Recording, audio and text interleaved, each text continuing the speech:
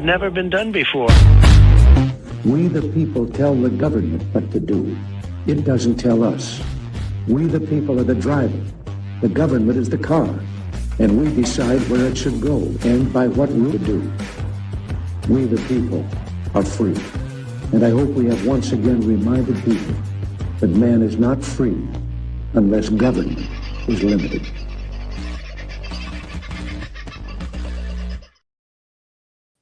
Well, g'day, folks. How are you? I hope you're doing all right for whatever day of the week it is. Tuesday, I believe. God, look at me, 2 days in a row after being crook last week and everything. I've got to say thank you, Thomas. Thank you, Thomas. Thank you. Thank you. You can stop. I think your mother knows that I'm on. I think, but thank you. I know that you let not only her, but apparently the neighbours know as well, because as soon as the show starts, you start running around the house yelling, "Mum, Carl's on, Carl's on, Carl's on." So thanks, brother. I appreciate all the time and effort that you put into that. I really do. And acknowledgement where acknowledgement is needed. All right. I've got a few little different things happening on here tonight. Camera's in a different place to begin with. Normally it's sort of up a little bit higher, but now I've dropped it down a little bit. It's hovering delicately over a keyboard, which I hopefully won't have to touch. And that will hope, because I'm going to be doing a lot of reading tonight. And I didn't want to be sort of looking all over the place and carrying on. So bear with me as we work our way through that, please. If it doesn't look like I'm looking at you, it's not because I'm not looking at you. It's because I'm looking at what's ostensibly, I hope, behind you, maybe a little bit above you, around you. If you see me doing that, it's because I'm ducking my head around the camera to see words. But anyway, we'll get to it. Some interesting... Oh, no, before I get to some interesting headlines, first of all, I'll go into the room, see who's arrived. Hello to everybody who got in first up tonight. Gomez! Watch out. Yes, well, we are going to take a bit of a look at Antarctica this evening. And yes, yellow snow is... Ooh, that's ugly. The whole thing just went poof and clapped out. Just excuse me while I exit out, and I'll have to come back in again. Very strange. Very strange. Just give me a second while I figure this out. I'll put up a nice little graphic for the interim period. How's that? There you go.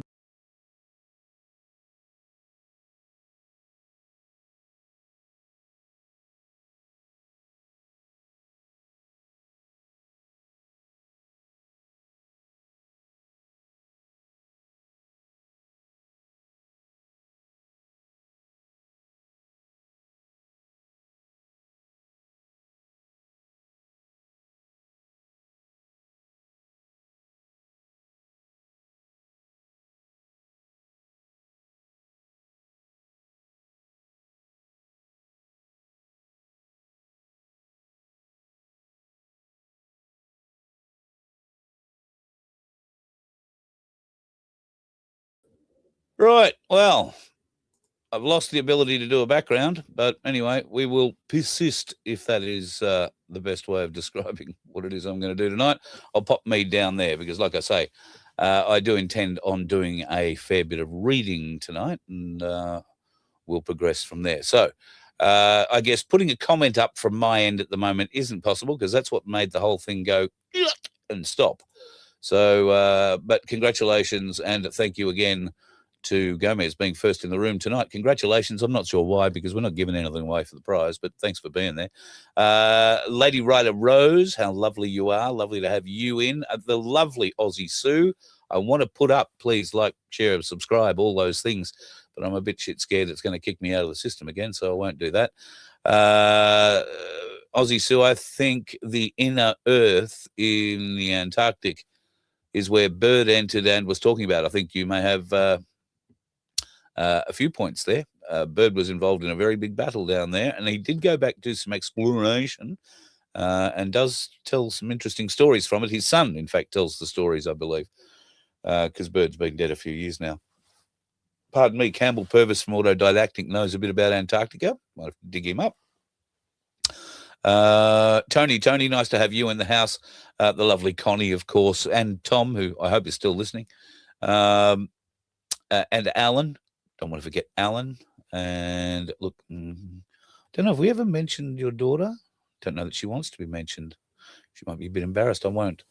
Never know. Young people these days. The bear is in the house. Clayton Bear. Nice to have you in the house, buddy. And Addie, nice to have you too. What that? I am seeing a distinct lack of what that so far. Bulls Nuts, nice to have you in the house. Kicking down, kicking down, kicking down. We're all having a great old chat. Not sure exactly what about. I hope it's to do with tonight's show, but who knows? Big conies, or is that just big cones? 69. Did I see the news about Dave Guru today? Seems to have lost big in court.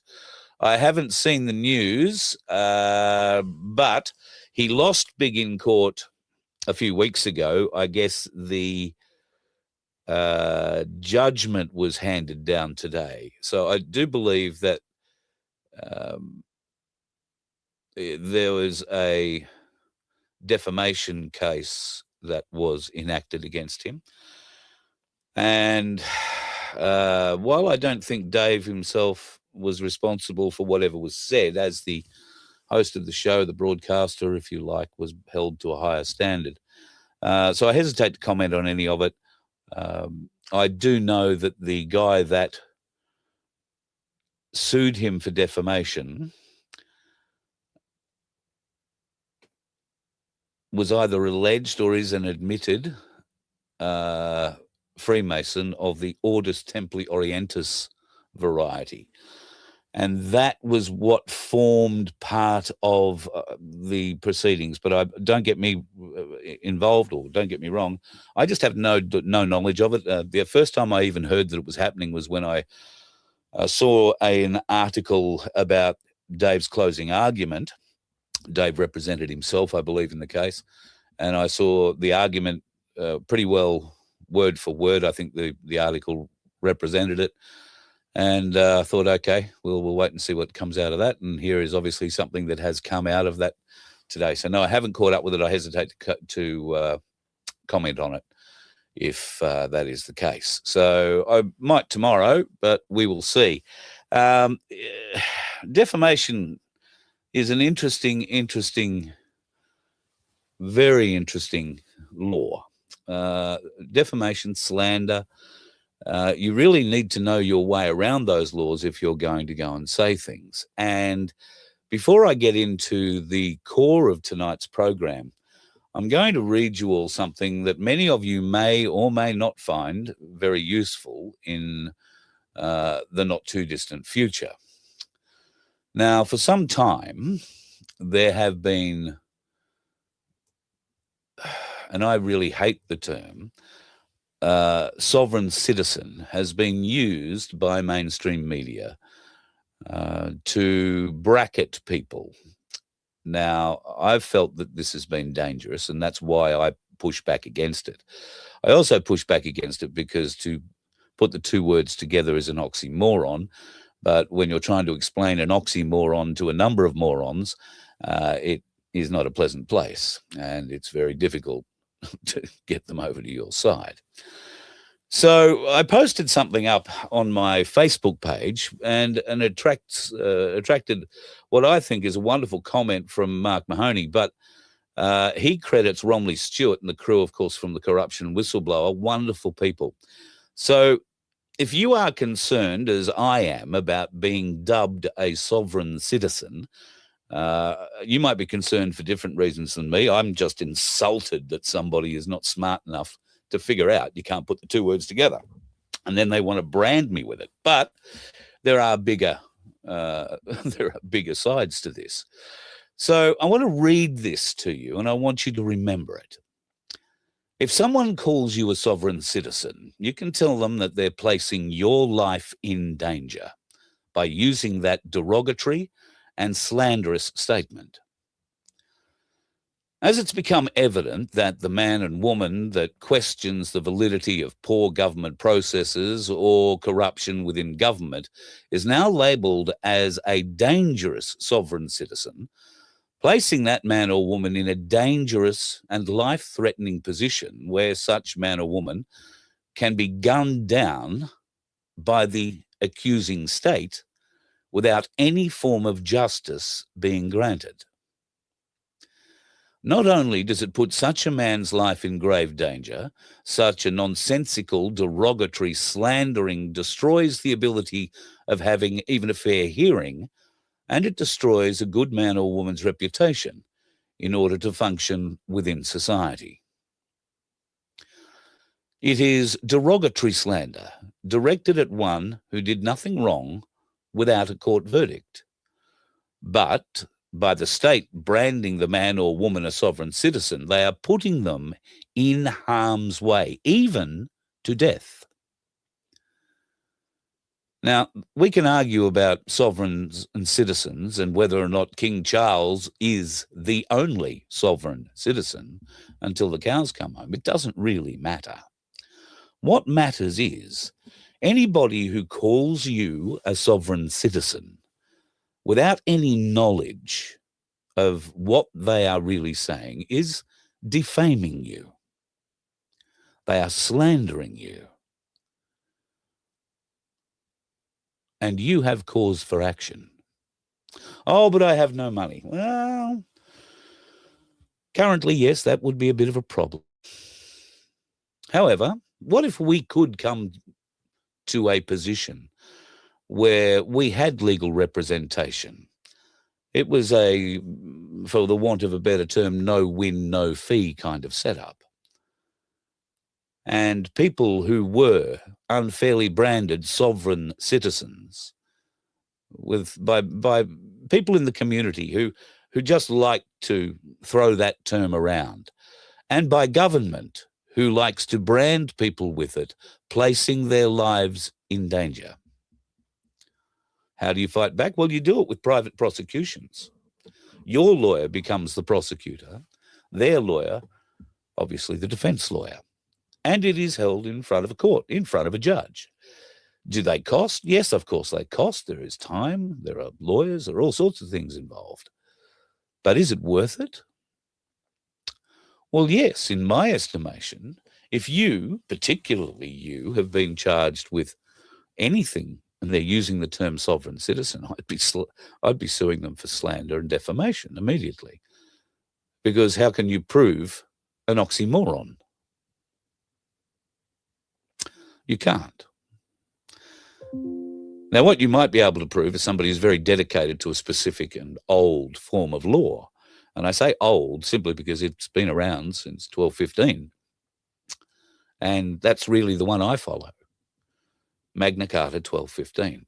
Not the rewrites, and certainly not the version that's proudly on show at Australia's House of Satan in Canberra, which wasn't written by a king. It wasn't written by the head of the British Empire.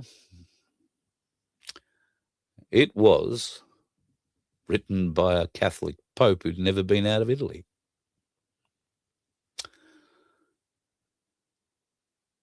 And it had a great deal of changes to the version that was written in 1215 or agreed to in 1215. And those changes are important. But tonight's not about Magna Carta 1215. Tonight, in part, is about sovereign citizenship and protecting yourself from being branded by it, because now the government have made that term dangerous. And there really is no reason for it to be made dangerous, but they, as we will get to shortly, use fear to control you, fear to guide you, fear to shape your perceptions, and fear to keep you quiet when required. So let's get on to something else that they've used for many years that has a lot to do with fear. Many people have been concerned about it. The question of aliens. And in this show, I'm not really going to talk about whether or not aliens exist. I think the real question is this. What if they've already been here and they want nothing at all to do with us? Not because they fear our weapons, not because they fear our militaries, but because we are toxic. Think about that for a moment. If there are civilizations hidden beneath the earth, beneath Antarctica, beneath the oceans, if there are beings capable of traversing water, atmosphere, and space with technologies we can barely comprehend, then perhaps the greatest danger to them is not our aggression. Perhaps the greatest danger to them is our contamination.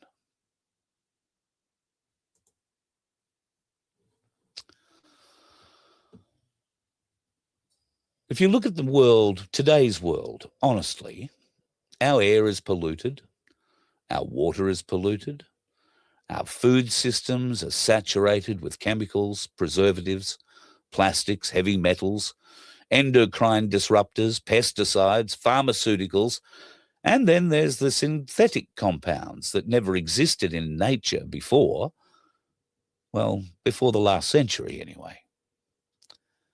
And that's only the physical layer. What about the invisible layer? Electromagnetic saturation, artificial frequencies, constant signal bombardment, psychological conditioning, stress hormones, fear cycles, sleep disruption, noise pollution. What if an advanced civilization understands frequency, biology, and consciousness at a level that we simply don't? What if they view Earth the same way we would view a biohazard zone?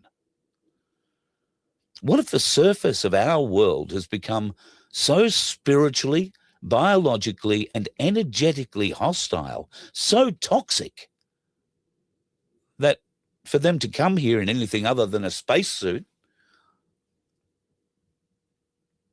would kill them or potentially do them great harm? And then there's Antarctica. Why has Antarctica fascinated explorers, militaries, mystics, and conspiracy researchers for generations? Why are there so many stories surrounding hidden entrances, forbidden regions, unexplained sightings, strange energy anomalies, and inner Earth theories? Now, I'm not saying any one story is proven fact, but I am saying this. Human civilization has a long history of hiding strategic truths from the public. So, is it really impossible that entire regions of knowledge have been concealed from us, the ordinary people? I don't think so. And if there are civilizations below us, hidden in the oceans, underground in biospheres, ancient survivors, or even non-human intelligences, would they really want to open physical contact with the modern surface of the world? Imagine, just for a minute, that you're an advanced species. What do you see? Well, you see a civilization poisoning its own food, poisoning its own atmosphere, bombarding itself with artificial frequencies 24 hours a day, 7 days a week. You see manipulating thought through media and algorithmic conditioning. You see destroying ecosystems, destroying fertility, destroying mental health, destroying spiritual connection. If you saw all that, would you walk openly into that kind of an environment?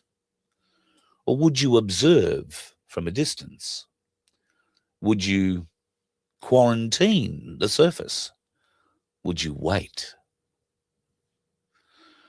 Maybe first contact isn't being delayed because they aren't ready. Maybe first contact is being delayed because we aren't. Maybe humanity has become incompatible with higher civilizations, biologically, psychologically, and spiritually. And perhaps the real hidden war isn't for territory. Perhaps the real war is for human consciousness itself. And here's another question humanity desperately needs to ask itself. What if the world is not nearly as dangerous as we are constantly being told to believe? We're constantly being told, oh, it's a very, very frightening place. What if fear itself has become the product? Now, think about modern media for a second. Fear sells. Fear keeps people watching. Fear keeps people emotionally reactive. Fear keeps populations divided, exhausted, distracted, and easier to influence. And I can give you an example very pertinent to this show. Every day I've got to come up with a thumbnail. Every day I've got to come up with a headline for the show and a name for the show and all that. I could ask AI to generate all of that for me, and it'd probably use its algorithms to come up with the best possible things and ways to do it. But I don't do that. I just write whatever I feel works well, and that's to my detriment. If I allowed the algorithms to take over, we might attract a few more people. I don't know. But I have discovered when I'm writing the bits that you see at the headline of the show, I have seen that if I write those headlines in a certain way, I attract more viewers to the show. The more drama I put into that line, the more viewers I will attract to the show. Drama, fear, sells. And YouTube algorithms and other social media algorithms are built around that. Built around it. And when you look at mainstream media coverage today, whether it's wars, pandemics, economic collapse, climate catastrophe, terrorism, cyber attacks, food shortages, social division, geopolitical conflict, there's one common ingredient in almost all of it: escalation. Constant escalation. Every headline becomes existential. Every conflict becomes the start of World War III. Fear changes biology. Fear floods the body with stress hormones. Fear narrows perception. Fear makes populations much easier to steer. And if you wanted to control a civilization, not necessarily through overt dictatorship, but through psychological management, what would you do? You wouldn't need to physically imprison everyone. No, you just need to keep them frightened enough that they imprison themselves mentally. Constantly refreshing news feeds, constantly waiting for catastrophe, constantly expecting collapse. And maybe that's the real battlefield of the modern era. Not land, not oil, not missiles, but consciousness, attention, perception. Now, I'm not saying nothing bad ever happens. Clearly it does. Shit. History's proved it too, for the history we can see and believe. But I am saying this. Human beings are now exposed to more fear stimuli in 1 week than many ancient humans and civilizations completely experienced in their entire lifetime. Think about that. We experience more fear stimuli every week than any civilization before us. And not by a little bit, but by quantum amounts. 24-hour news cycles, endless alerts, social media doom loops, algorithmic amplification, and every system competing for your attention learns exactly the same lesson. Fear performs better than peace. Outrage performs better than balance. Panic performs better than perspective. So, and we've got to ask ourselves a bigger question. If humanity is being psychologically conditioned into a permanent state of fear, exhaustion, and division, who benefits from that? And what happens to a civilization that forgets how to think calmly? Well, maybe the greatest threat to humanity is not what's happening out there. Maybe the greatest threat is to what prolonged fear is doing in here, to the human mind, to the human spirit, to the human ability to reason. And maybe that's why people are beginning to question the narratives more than I think ever before. Not because they deny reality, but because we sense we're being emotionally managed by it. And maybe this is where we need to stop and ask even another deeper question about today's world. What exactly has happened to the human mind over the last 20 or 30 years? Because for almost all of human history, people were never exposed to constant global catastrophe information, 24 hours a day, 7 days a week. A farmer in the 1700s didn't wake up to breaking news from 12 countries before breakfast. A fisherman in the 1800s wasn't bombarded every 10 seconds with war footage or disease models or financial panic or social outrage or collapsing markets or political outrage or algorithmically amplified fear. The human nervous system evolved for localized threats, a storm, a predator, a tribal conflict, a drought, short bursts of danger followed by recovery.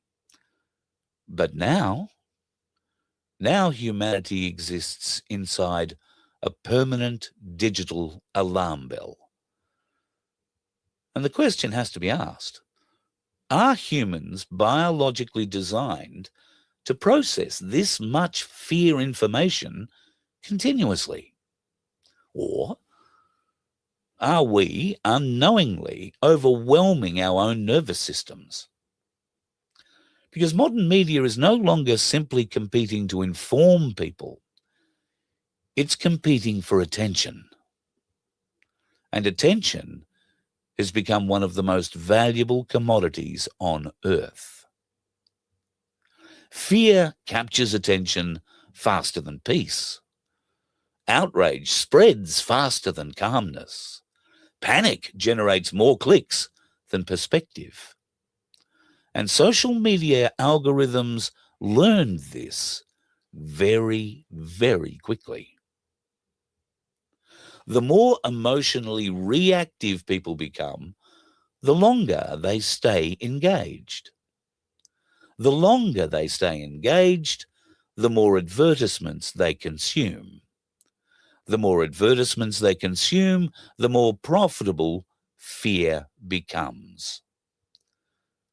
Now, think about that carefully.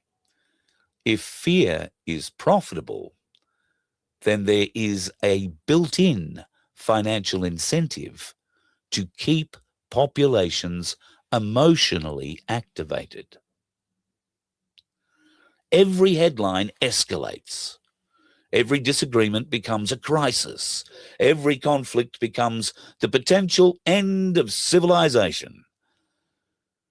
And after years of this, humanity begins living in a constant state of a low-grade psychological siege mentality. Stress hormones are elevated. Sleep patterns are disrupted. Attention is fragmented. Relationships strained. Communities divided, people no longer trusting each other. And perhaps most dangerously of all, people becoming too emotionally exhausted to think clearly. Because fear narrows perception. Fear reduces critical reasoning. Fear pushes human beings towards tribalism, impulsive thinking, and dependency. And when populations become fearful enough, they will often surrender freedoms voluntarily in exchange for the promise of safety. That pattern repeats all through history. But now technology has amplified that process to levels humanity has never experienced before. Never before has a civilization carried a global crisis machine around in its pocket 24 hours a day. Never before.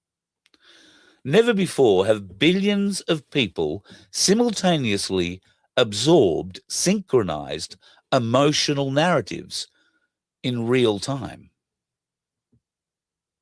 Never before. And maybe that's why anxiety, depression, division, loneliness, and emotional instability are rising across so much of the world. Not because humans are weak, but because the modern information environment may itself be psychologically unnatural. And perhaps the greatest act of rebellion in this modern era isn't violence. Perhaps it's remaining calm, thinking critically, questioning emotionally manipulative narratives, disconnecting from perpetual fear, and reclaiming ownership of our own mind. I hope this helps you.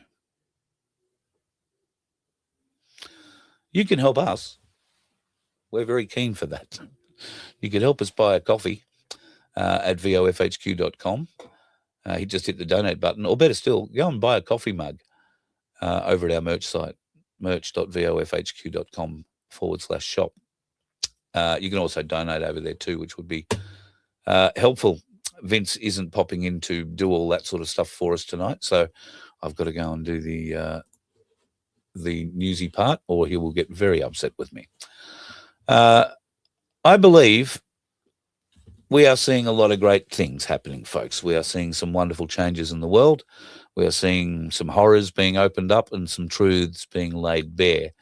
There are many people who are not going to accept them. There are many people who are going to take a little while to come on board, but we will get there. But I'd be keen to know your thoughts about what I've said here tonight. Oh, wrong one. Let me find that one. Oh, I'll need to remove that. I have probably the biggest message I want to give you tonight is this one. Never, ever give up. Never, ever give up. I know it's hard. I have people calling me every day, telling me how hard it is for them, what's going on in their world, and how life is, well, kicking them in the testicular region on a regular basis with a size 10 steel-toed shoe. Unfortunately, the world has a lot of size 10 steel-toed shoes, and many of us have our testicles out in our hands waiting to be kicked. We can do more for ourselves, put our testicles away, do a little bit of education, and learn to push back. Learn to fight the right way. And the post that I'd put up on Facebook was about, that I mentioned earlier at the start of the show, that post was about taking responsibility, being accountable. I don't believe we as a society can have any meaningful relationship with whatever entities living under, above, below, or around Antarctica have, because we are toxic. Our frequencies have been poisoned deliberately by the parasites that have been running this farce on us for 1,000 years. More so. But it's over. Many of us are awake to it. Many more are waking to it. And there are some who are horrified, as we all were initially in the early days, because some of the things that you discover in the early days are quite horrific. But trust me, there's a lot more to discover, and discover it we all must, because without discovering it, there can be no accountability. We won't know who to bring forward, and I'll use the 28 as an example. Who do we make accountable for the 28, most of whom are now dead, and the list has grown to, 60 plus? Who do we make accountable? Do we make those that are still alive accountable for the crimes that they committed? Do we make those that hid those crimes accountable?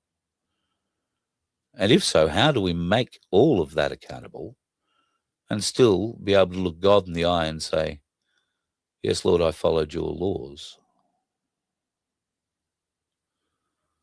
There is no doubt many of these parasites in leadership positions, not just here in Australia, but around the world, have made a concerted effort to kill us as a population, to thin the herd, to get rid of the useless eaters. The plan was discovered by many years ago by some, but more recently, in the last 10 years, by a lot more. And in part, Q is responsible for that. Q ignited a search among inquisitive minds.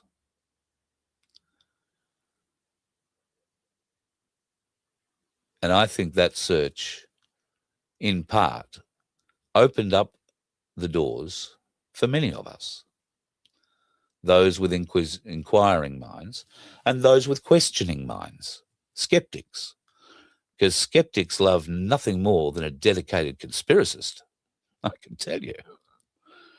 I would love to speak one day about my time when I once lectured. I spoke to the Skeptics Society. I embarrassed myself terribly. It was about radio and it was an awful fun.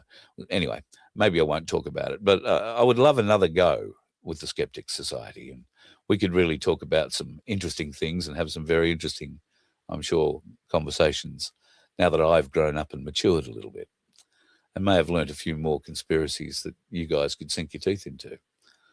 And it's only through being able to beard those skeptics in their den, so to speak, that we are going to be able to maybe, hopefully, put a little chink in the armour, lift a corner, lift a flap, get some information in that sticks, that makes them go, that makes them doubt Google, that makes them doubt those things that they rely on as truth. Hey, Siri, tell me the answer to this. Or, hey, Google, tell me the answer. Oh, shit, Siri's just fired up. It's all right, Siri, go back to sleep. Okay, I found this on the web for tell me the answer to this. Hey, Google, tell me the answer. Check it out. The sort of shit it can find on the web when you don't ask it anything, hey? That's why I usually put it well away from me. I don't usually leave it sitting on my lap during the show, just so you know. I had it there for prop purposes. At any rate, well, I think we are waking up. I think we are getting better at explaining ourselves.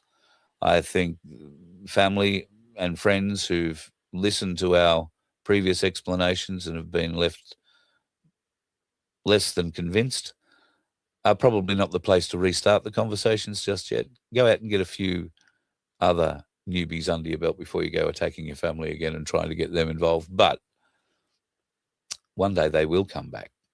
One day the truths will be self-evident. One day, I suspect sooner rather than later, they will come to you, maybe not begging, but they will come to you looking for answers. And I hope, I'm sure, you'll be able to provide them. And if you don't, you know people who can. So, and if I can help, then I can help. And if I can't, I might know somebody who can. There are plenty of us around. So I don't want to leave tonight, with a sour taste in your mouth to make you think, oh, woe is us, the world is bad, aliens are getting, out of hand and won't come and visit us and all that. They will one day, I'm sure. But just think about it. If you were them and you looked at our world and how toxic it has become, not just just for us, let alone them, would you really want to be up here saying, oh, yeah, great, we'd love to invite you over to our place? Why don't you come down to our inner world and see how badly you can fuck that up? So I've never been a greenie, folks. Don't get me wrong, and I'm not starting to advertise the fact now. But I think there is an element of something pretty real in all of this. Why would they want to come up and shake our hand if doing so is just going to spread a toxic frequency, a biological disease or problem? Why would they? So our job is to raise, once again, our vibration, raise our frequency, become better. And I know this family has been very, very responsible for a lot of frequency raising. Something I'm extremely proud of. And I think Watha is a reasonable example, most recently, of the family coming together to help, coming together to pray, coming to offer healing. But more to the point, they're to turn up in the quiet times at the hospital. They're to be there on the phone when he needs a chat. We are better people for being in this family. We just need to get more people in it, folks. We'd love it if you could help. Share this if you will. Like, subscribe, all of those good things. Get the message out. Our vibration is very high. Our vibration is all about lifting you, motivating you with truth. Not me telling you how things are, but me giving you information. You decide for yourself whether it's for you or not. But I share whatever information I share in the belief and the hope that you are motivated by it like I am motivated by it. And that is to find new and interesting, less aggressive ways to give this information to people who resist it. There's no point getting into a fight with people who resist this information. They're always going to resist it. You've got to learn how to pick the people. Some of them are worth having. Some of them are just NPCs, non-participating combatants or playing combatant, non-players. Anyway, they're just walking around empty. So there's no use trying to train them up to be of use. The art is learning how to pick them. And there are plenty of them out there. I wish you all the best in your hunt for them. Not hard. Once you start finding the right people and surrounding yourself with them, the wrong ones pop out very quickly on sight, very easily. Easy to avoid, easy. You don't have to get angry with them or anything like that. It's just there's no point in wasting your breath. These are people you are never going to be able to help. And it's probably best you steer clear of them because they're not going to be very happy when they figure out they've been on the wrong side of all of this. And I figure that's one of the big differences between all of us and all of them. If you are anything like I am, if we get to the end of all this and discover that we're 100% wrong and that they are 100% right, well, I'm going to be very disappointed in myself and I'll probably have to go around and do this life again. But I've never felt anything more strongly more passionately, more solidly in my heart than this journey we are on right now. And I am very positive about how it's going to wind up for us all. Well, those of us who are seeing it coming. Sure enough, there will be losses. And maybe some of us may be lost. I might be lost. God. I'm not running headlong to embrace death should it be coming, but I'm certainly not afraid of it. And as long as my death advances this cause, I'm all for it. I'm not going to waste it. I'm not going to antagonize people and create it. What we would much like to do is create a much better frequency, a much higher frequency, a frequency that unites instead of divides, a frequency that loves instead of hates, a frequency that joins instead of forces apart. And you, my dear friends, are very much a huge part of that frequency.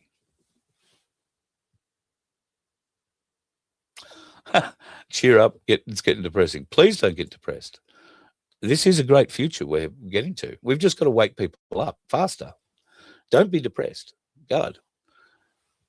What there's in the house? You could be wrong, you could be right.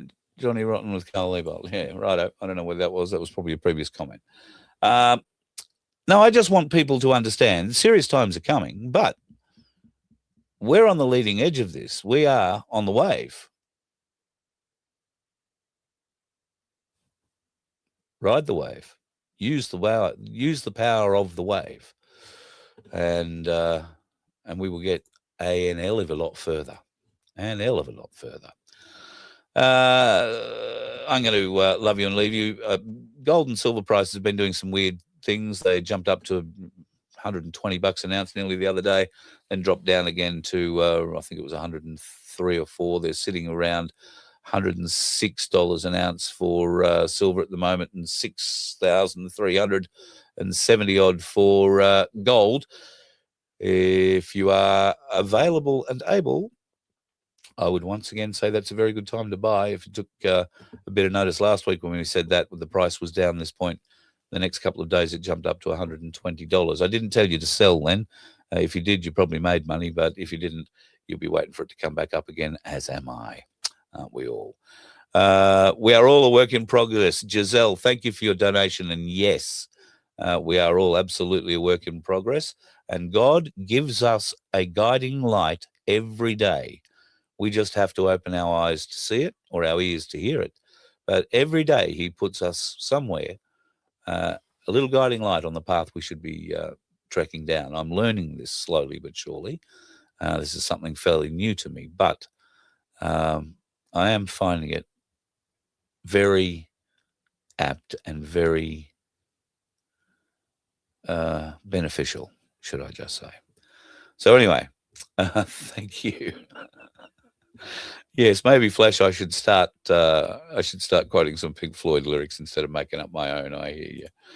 All right, babies. Oh, sorry, babies. What am I saying? Somebody's written that up in there somewhere, and I've caught it with an eye. Thank you, Margot. Sweet dreams to you too. I hope you have a lovely night. The black sheep. When it all goes up, gold and silver goes down. When oil goes down, gold and silver go up. Don't sell, buy down. When do what he said. He knows what he's doing. And very soon he'll know what he's doing on the mainland. I hope you're feeling better, buddy, after the fall. Trust all that's going pretty well. Stay strong, stay true. Thank you, Giselle. Yes, everybody do that. The lovely Deb, thank you very much. All of this Pink Floyd commentary. I know when we get together for a camp out, folks, and in South Australia, I believe will be the next one. Well, June 27th will be the big day, but prior to and after we'll be there. And we would love to have you attending. That will be at, the foot of the Flinders Ranges at the Stony Creek Bush Caravan Campground. And Wayno from Wilmo will be able to tell you. Wilmington is the town you'll be heading to in South Australia. And not far from Deb. Well, I suppose, well, when I say not far, that's, 5 or 6 hours, not far from Deb. It's a bit closer to a few others. Not many, I'll be honest. Sunflower, lovely to see you. Hope you had a good one. And Penny, I saw you put a comment up earlier that I thought I'd start, and now I don't seem to see it. What was that comment? It was a bloody good comment too. Hang on a minute. Let me see if I can find it in the other commenty thing. And Penny, watch the video, read Desi today. Oh, yes. Right. The Desi Freeman video. For those of you who aren't aware, there has been a video made by a guy named Dave, I think it was, from a freedom group down in Victoria. They interviewed the owner of the property that Desi was on when the police came a-calling that day, and he allegedly shot 3 of them, 2 of them dead, 1 of them incapacitated to a point where he hasn't been able to speak in public since. And Desi had alleged Desi had a homemade shotgun. Now, unless Desi had somehow figured out how to make a homemade double-barreled shotgun, I suppose it's not beyond the realms of possibility, but is highly, highly unlikely. This whole thing poses a few issues. Now, I think you mentioned that the Chaos Chronicles, Biff has gone through and done. I haven't seen that yet. I did watch the original walkthrough of the property with the owner, where he explained everything and stood in the places where, Desi shot the people and all that. I had a number of questions myself. I was just as sick as a dog, Thursday, Friday, Saturday, Sunday, to really get out and think clearly and do much about it. And it's great that Biff has got out ahead of this. Well, I'm hoping he's got out ahead of this. I'm gathering that because he's not a silly boy, Biff, from the Chaos Chronicles. I recommend you go and check it out. He might look a bit frightening, but he's got some nous about him. I'm pretty confident he would have recognized, as I did, and many of you, I'm sure, that if Desi killed 2 police officers with a shotgun, a homemade shotgun, which would have necessarily had a short barrel, which would have meant a wide spread pattern of whatever he used. Now, what he used inside the shotgun, we haven't been advised of. Was it buckshot? Were they solids? What was it? And I guess, I hope, I'll have to go and have a look at this now. But the question for me is, folks, when you watch that video and the guy, this is only one of the questions, there are many. When the guy says, this is where the police officer was standing and the other guy that got shot, I believe, was standing over there. I wasn't here, he says. I wasn't here. I didn't see this. I was standing at the back of the bus when this happened. But this was like where Officer 1 was shot, was at the door of the bus, and Officer 2 was over that guy's right shoulder, and Officer 3 was back behind him. Now, like I say, if Desi had a homemade shotgun, it's unlikely to have had 2 barrels. It's unlikely to have been able to fire a second shot after the first one had been fired. So it kind of indicates that that one shot cleaned up 2 officers and injured the third one from one shot. If that were to be the case, it would also indicate there'd be a hell of a lot of blood. Hell of a lot of blood spatter. A hell of a lot. 2 police officers dead on the ground, apparently bleeding out. And then you listen to how long it takes. And the fellow who appears to be doing all the work to do the saving of the third copper is, in fact, the owner of the property. The rest of the police seem paralyzed. This is a very interesting story to check out. And I haven't got the name of the Facebook page. Let me just get Facebook up and see if I can find it. If you haven't seen this interview, it is well worth doing. And this interview recorded with the owner of the property was recorded in October of last year. I want to say I posted it on my Facebook page. Did I? I didn't. Maybe. It's called the Living Free Movement. I did. I posted it on the 16th of May. So if you've got Facebook, go and look up the Living Free Movement, and you'll be able to see the full, it's about an hour-long video of a walkthrough with the owner of the property where he describes exactly what happened that day in great detail. So go and check that out. And then, yes, if you know anything about weapons, if you know anything about shotguns, if you've ever shot or even seen a watermelon shot with a shotgun with buckshot in it, imagine what that would do to a human being or two human beings standing in line, probably within 1.5 meters, both of them within 1.5 meters of the blast or the barrel. Didn't see any evidence of blood anywhere. Didn't see any evidence of the place having been used as a crime scene at all. This is just one question I have. So, yes, go away, have a look and see what goes on there. Eric,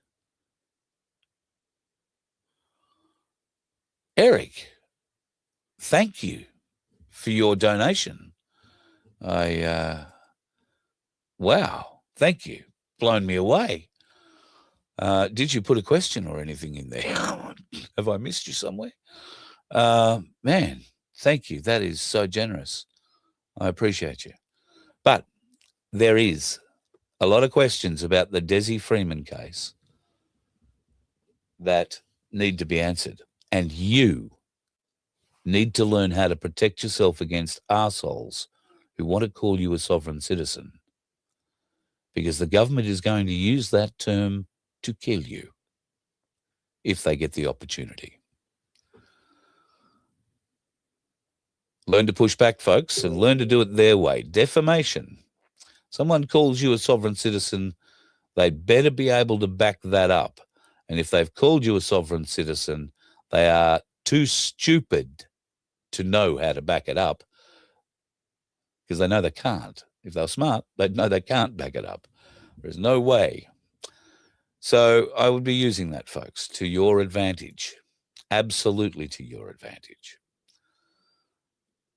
Yeah, Mark, you're right. They'll lock the records for 75 years. Well, the nice thing about that is apparently there's a tsunami of one nation coming to the world, and what has been locked up for 75 years might just be able to be unlocked. Why wouldn't it be able to be unlocked? We, the people, demand it. And if we, the people, get behind one nation, it will be only with we, the people, support one nation get into power. Then one nation will need to expose everything they can find about this. But, and I've said it before about the 28 and what Malcolm Roberts tried to find out and said he could find nothing out, and I believe him. I honestly believe he tried as hard as he could. The bureaucracy will have hidden it. The bureaucracy has got it buried so deeply, and it's so well hidden, that nobody will ever get the answer unless we get the right bureaucrat by the left nut and squeeze. And oh boy, I know some ball breakers that are really looking forward to that opportunity. Anyway, folks, love you and leave you for tonight. Be safe if you are heading out. Give some thought to what I've said, and if you've got a comment, stick it in the comments. I would love to hear what you have to say. It's been a pretty in-depth, up and downy kind of show tonight, but I got to thinking. I watched a few things overnight and today. Got me thinking a bit about alien contacts, and well, you can see where that went. Be safe, stay off the roads if the dickheads are out. You let one ant stand up to us, then they all might stand up. Those puny little ants outnumber us 100 to 1. And if they ever figure that out, there goes our way of life. It's not about food. It's about keeping those ants in line. That's why we're going back! Does anybody else want to stay?